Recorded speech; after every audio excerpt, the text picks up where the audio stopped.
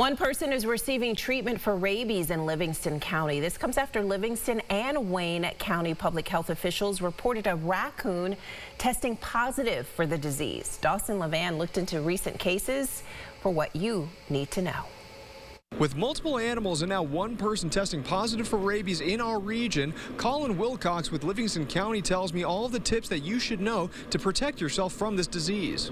It's showing me that there is rabies in the environment, but our system in place works to make sure that people don't, for one, obviously die from rabies. Rabies is a disease that can impact the nervous system of both animals and humans. Colin Wilcox tells me those systems in place across the state are effective in getting treatment out. We've had plenty of people who've had exposures that we have approved RPEP.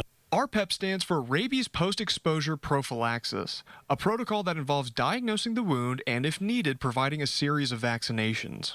We use an algorithm to determine when RPEP should be authorized, when we need to test the animal, and when we need to kind of maybe do some variation of those, depending on an unusual circumstance.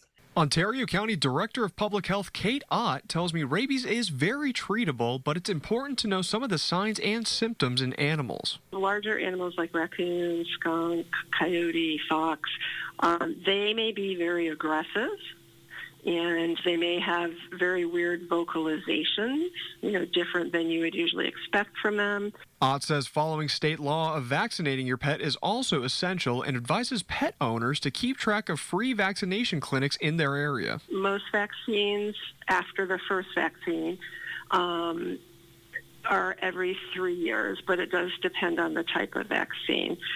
So for protecting your cats, dogs, and ferrets means that they cannot bring rabies to you.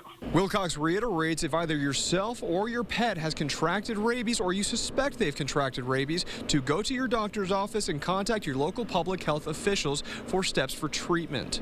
Reporting, Dawson Levan, News 8.